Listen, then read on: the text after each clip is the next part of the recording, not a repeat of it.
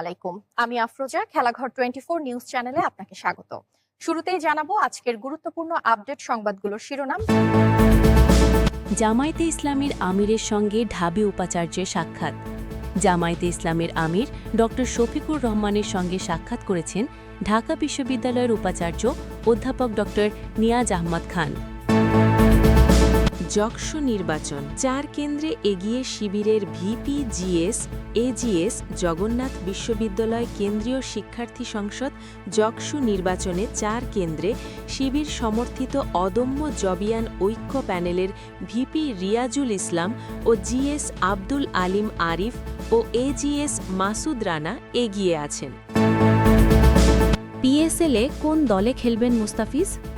মুস্তাফিজুর রহমানকে অপ্রত্যাশিতভাবে IPL squad থেকে বাদ দিয়েছে কলকাতা নাইট রাইডার্স। ক্রিকইনফোর প্রতিবেদন, হয় ভারতে খেলতে হবে নয়তো ওয়াকওভার, বাংলাদেশকে জানিয়ে দিয়েছে আইসিসি। মুস্তাফিজুর রহমানকে আইপিএল থেকে বিসিসিআইয়ের নির্দেশে বাদ দেওয়ার পর আসন্ন টি-20 বিশ্বকাপে নিরাপত্তা শঙ্কায় বাংলাদেশ। মাঘের আগেই হাড় কাঁপানো শীত, কী বার্তা দিচ্ছে আবহাওয়া অফিস? দেশজুড়ে হাড় কাঁপানো শীতের সঙ্গে শৈত্যপ্রবাহের স্থায়িত্ব আরও বেড়েছে। এতক্ষণ শুনলেন শিরোনাম, এবার আসি বিস্তারিত সংবাদে। তার আগে অনুরোধ রইল ভিডিওতে একটি লাইক দিয়ে চ্যানেলটি সাবস্ক্রাইব করুন এবং কমেন্টে জানিয়ে দিন আপনি কোন জায়গা বা কোন দেশ থেকে আমাদের এই সংবাদটি দেখছেন। জামায়াতে ইসলামীর আমিরের সঙ্গে ঢাবি উপাচার্যের সাক্ষাৎ। জামায়াতে ইসলামের আমির ডক্টর শফিকুর রহমানের সঙ্গে সাক্ষাৎ করেছেন ঢাকা বিশ্ববিদ্যালয়ের উপাচার্য অধ্যাপক ডক্টর নিয়াজ আহমদ খান। জাতীয় সংসদ নির্বাচনকে সামনে রেখে বিশ্ববিদ্যালয় ক্যাম্পাসের স্থিতিশীলতা রক্ষা ও শিক্ষার সার্বিক পরিবেশ বিষয় গুরুত্বপূর্ণ অংশীজন হিসাবে বিভিন্ন রাজনৈতিক দলের নেতাদের সঙ্গে মতবিনিময়ের ধারাবাহিকতায় মঙ্গলবার 6 জানুয়ারি সন্ধ্যায় তিনি জামায়াত আমিরের সঙ্গে সাক্ষাৎ করেন। জামায়াতে ইসলামীর আমিরের সঙ্গে সাক্ষাৎকালে উপাচার্য অধ্যাপক ডক্টর নিয়াজ আহমদ খান জাতীয় নির্বাচন পূর্ববর্তী ক্যাম্পাসের সার্বিক নিরাপত্তা ও স্থিতিশীলতা, ঢাকা বিশ্ববিদ্যালয়ের বৃহৎ উন্নয়ন প্রকল্প সহ বিভিন্ন উন্নয়ন প্রকল্পের অগ্রগতি, ডাকসু নির্বাচন পরবর্তী পরিস্থিতি, শিক্ষা ও গবেষণা কার্যক্রম, আন্তর্জাতিক র্যাঙ্কিংয়ে ঢাকা বিশ্ববিদ্যালয়ের উন্নতি এবং শিক্ষার্থীদের কল্যাণে সাম্প্রতিক সময়ে গৃহীত বিভিন্ন পদক্ষেপ সম্পর্কে তাকে অবহিত করেন। যক্ষ নির্বাচন, 4 কেন্দ্রে এগিয়ে শিবিরের ভিপি জিএস এজিএস। জগন্নাথ বিশ্ববিদ্যালয় কেন্দ্রীয় শিক্ষার্থী সংসদ যক্ষ নির্বাচনে 4 কেন্দ্রে শিবির সমর্থিত অদম্য জবিয়ান ঐক্য প্যানেলের ভিপি রিয়াজুল ইসলাম ও জিএস আব্দুল আলিম আরিফ ও এজিএস মাসুদ রানা এগিয়ে আছেন। বুধবার 7 জানুয়ারি সকাল 7:45টার দিকে 39 কেন্দ্রের মধ্যে 4টি কেন্দ্রের ফলাফল ঘোষণা করেন নির্বাচন কমিশনার ডক্টর আনিসুর রহমান, অধ্যাপক ডক্টর শহীদুল ইসলাম ও অধ্যাপক ডক্টর জুলফিকার মাহমুদ। কেন্দ্র 4টি হল ভূগোল ও পরিবেশ বিজ্ঞান, নৃবিজ্ঞান, লোকপ্রশাসন ও ফার্মেসি বিভাগ। ভূগোল ও পরিবেশ বিজ্ঞান বিভাগে শিবির সমর্থিত অদম্য জবিয়ান ঐক্য প্যানেলের ভিপি পদে রিয়াজুল ইসলাম 100 ভোট, জিএস পদে আব্দুল আলিম আরিফ 90 এবং এজিএস পদে মাসুদ রানা 98 ভোট পেয়ে এগিয়ে আছেন। অন্যদিকে ছাত্রদল সমর্থিত ঐক্যবদ্ধ নির্ভীক জবিয়ান প্যানেলের একেএম রাকিব 91, জিএস পদে খাদিজাতুল কোবরা 45, এজিএস পদে আতিকুর রহমান তানজিল 85 ভোট পেয়েছেন। নৃবিজ্ঞান বিভাগে শিবির সমর্থিত অদম্য জবিয়ান ঐক্য প্যানেলের ভিপি পদে রিয়াজুল ইসলাম 128 ভোট, জিএস পদে আব্দুল আলিম আরিফ 123, এজিএস পদে মাসুদ রানা 130 ভোট পেয়েছেন। অন্যদিকে ছাত্রদল সমর্থিত ঐক্যবদ্ধ নির্ভীক জবিয়ান প্যানেলের একেএম রাকিব 118, জিএস পদে খাদিজাতুল কোবরা 63, এজিএস পদে আতিকুর রহমান তানজিল 106 ভোট পেয়েছেন। ফার্মেসি বিভাগে শিবির সমর্থিত অদম্য জবিয়ান ঐক্য প্যানেলের ভিপি পদে রিয়াজুল ইসলাম 78 ভোট, জিএস পদে আব্দুল আলিম আরিফ 83, এজিএস পদে মাসুদ রানা 78 ভোট পেয়েছেন। অন্যদিকে ছাত্রদল সমর্থিত ঐক্যবদ্ধ নির্ভীক জবিয়ান প্যানেলের AKM রাকিব 53, জিএস পদে খাদিজাতুল কোবরা 26, এজিএস পদে আতিকুর রহমান তানজিল 45 ভোট পেয়েছেন। পিএসএলে কোন দলে খেলবেন মুস্তাফিজ? মুস্তাফিজুর রহমানকে অপ্রত্যাশিতভাবে আইপিএল স্কোয়াড থেকে বাদ দিয়েছে কলকাতা নাইট রাইডার্স। এ নিয়ে ভারত ও বাংলাদেশের সম্পর্কের শীতলতা বেড়ে চলেছে। তবে আইপিএলে উপেক্ষিত বাংলাদেশি পেসার ভারতের প্রতিবেশী দেশ পাকিস্তানের ফ্র্যাঞ্চাইজি ক্রিকেটে খেলতে যাচ্ছেন। আইপিএল থেকে বাদ পড়ার 3 দিন পর তাকে লুফে নিয়েছে Pakistan super league. Pakistan cricket board তাদের এক্সের অফিসিয়াল পিএসএল হ্যান্ডেলে ঘোষণা দিয়েছে মুস্তাফিজ পিএসএলের আগামী আসরে খেলতে যাচ্ছেন। খেলোয়াড়দের নিলাম এখনও হয়নি।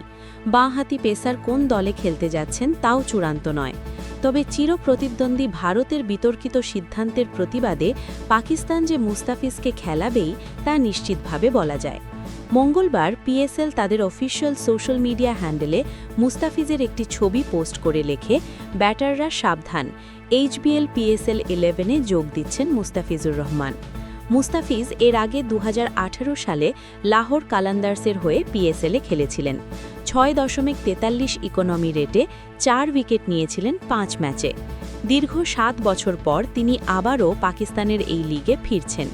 পিএসএলের নতুন মৌসুম শুরু হবে 23 মার্চ থেকে, আইপিএল শুরুর 3 দিন আগে।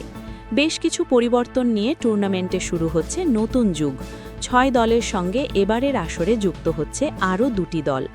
গত ডিসেম্বরে নিলামে 9 কোটি 20 লাখ রুপিতে মুস্তাফিজকে কিনেছিল কলকাতা নাইট রাইডার্স। কিন্তু হিন্দুত্ববাদী গোষ্ঠীর বিরোধিতার জেরে গত শনিবার ভারতের ক্রিকেট নিয়ন্ত্রণ বোর্ড তাকে বাদ দিতে দলটিকে নির্দেশ দেয়।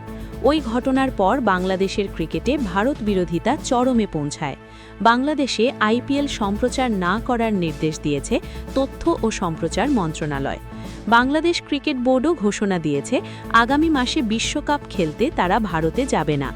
বাংলাদেশের ম্যাচগুলো ভারতের বাইরে নেওয়ার কথা বিবেচনা করতে আইসিসিকে আনুষ্ঠানিকভাবে অনুরোধ করেছে বিসিবি। ক্রিকইনফোর প্রতিবেদন, হয় ভারতে খেলতে হবে নয়তো ওয়াকওভার, বাংলাদেশকে জানিয়ে দিয়েছে আইসিসি। মুস্তাফিজুর রহমানকে আইপিএল থেকে বিসিসিআইয়ের নির্দেশে বাদ দেওয়ার পর আসন্ন টি20 বিশ্বকাপে নিরাপত্তা শঙ্কায় বাংলাদেশ। আইসিসিকে তারা জানিয়ে দিয়েছে ভারতে খেলতে দল পাঠাতে চায় না তারা।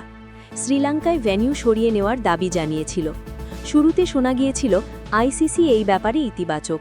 তবে গতকাল মঙ্গলবার বিসিবি ও আইসিসির মধ্যকার ভার্চুয়াল কল থেকে পরস্পর বিরোধী তথ্য পাওয়া গেছে। ইএসপিএন ক্রিকইনফো জানতে পেরেছে নিরাপত্তা শঙ্কায় ভারতের বাইরে বাংলাদেশের ম্যাচ খেলার অনুরোধ প্রত্যাখ্যান করার কথা বিসিবিকে জানিয়েছে আইসিসি। তারা বাংলাদেশ বোর্ডকে বলেছে টি20 বিশ্বকাপ খেলতে বাংলাদেশকে ভারতে যেতে হবে অথবা পয়েন্ট হারানোর ঝুঁকিতে পড়তে হবে। বিসিবি অবশ্য দাবি করেছে বিশ্ব ক্রিকেটের নিয়ন্ত্রক সংস্থার পক্ষ থেকে এমন কোনো আল্টিমেটাম তাদের দেওয়া হয়নি। মঙ্গলবার দুই পক্ষের আলাপচারিতায় কী কথা হয়েছে এখন পর্যন্ত বিসিসিআই বা বিসিবির পক্ষ থেকে কোনো আনুষ্ঠানিক বিবৃতি আসেনি।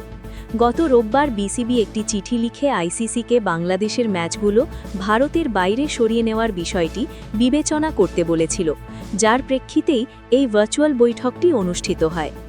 ভারত ও শ্রীলঙ্কায় যৌথভাবে 20 দলের এই টুর্নামেন্ট শুরু হতে আর 1 মাসেরও কম সময় বাকি। টুর্নামেন্টটি আগামী 7 ফেব্রুয়ারি শুরু হয়ে 8 মার্চ শেষ হওয়ার কথা। বাংলাদেশ রয়েছে সি গ্রুপে। তাদের প্রথম 3টি ম্যাচ কলকাতায় হওয়ার কথা রয়েছে। 7 ফেব্রুয়ারি ওয়েস্ট ইন্ডিজ, 9 ফেব্রুয়ারি ইতালি, 14 ফেব্রুয়ারি ইংল্যান্ডের বিপক্ষে ইডেন গার্ডেন্সে ম্যাচ রয়েছে ও 17 ফেব্রুয়ারি নেপালের বিপক্ষে মুম্বাইয়ে খেলা। বাংলাদেশে সংখ্যালঘু হিন্দুদের ওপর নির্যাতন চলছে এমন দাবিতে ভারতের হিন্দুত্ববাদী গোষ্ঠীগুলো আইপিএলে বাংলাদেশি খেলোয়াড়কে খেলানোর বিরোধিতা করে। এবারের আসরে বাংলাদেশ থেকে একমাত্র খেলোয়াড় হিসেবে দল পায় মুস্তাফিজুর। কলকাতা তাকে রেকর্ড 9 কোটি 20 লাখ রুপিতে কেনে, আর হিন্দুত্ববাদী গোষ্ঠীর চাপে পড়ে বিসিসিআই তাকে স্কোয়াড থেকে বাদ দিতে কলকাতাকে নির্দেশ দেয়।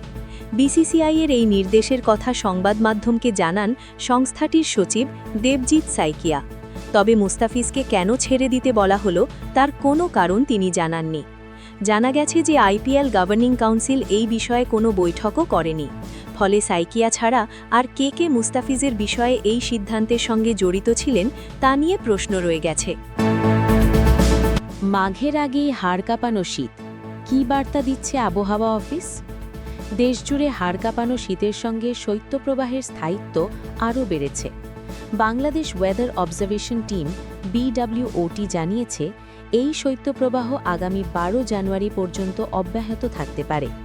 বিশেষ করে দেশের উত্তর পশ্চিমাঞ্চলের কিছু এলাকায় রাতের সর্বনিম্ন তাপমাত্রা কমে 6 থেকে 7 ডিগ্রি সেলসিয়াসে নামার সম্ভাবনা রয়েছে। BWOT জানায়, রংপুর, রাজশাহী ও খুলনা বিভাগের রাতের সর্বনিম্ন তাপমাত্রা সামান্য কমতে পারে। আগামী 10 ও 11 জানুয়ারি তাপমাত্রা উল্লেখযোগ্য হারে হ্রাস পাওয়ার সম্ভাবনা রয়েছে। বিশেষ করে পশ্চিম ও উত্তর পশ্চিম অঞ্চলে তীব্র শৈত্যপ্রবাহ বয়ে যেতে পারে। আবহাওয়াবিদ হাফিজুর রহমান জানিয়েছেন, দেশের কিছু এলাকায় মৃদু থেকে মাঝারি ধরনের শৈত্যপ্রবাহ অব্যাহত রয়েছে।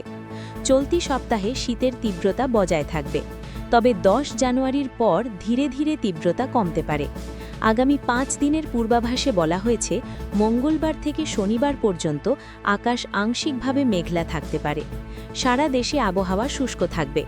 মধ্যরাত থেকে সকাল পর্যন্ত দেশের বিভিন্ন এলাকায় মাঝারি থেকে ঘন কুয়াশা পড়তে পারে, যা কোথাও কোথাও দুপুর পর্যন্ত স্থায়ী হতে পারে। বিশেষ করে মঙ্গলবার ও বুধবার ঘন কুয়াশার কারণে বিমান চলাচল, অভ্যন্তরীণ নৌ পরিবহন এবং সড়ক যোগাযোগ সাময়িকভাবে ব্যাহত হওয়ার আশঙ্কা রয়েছে।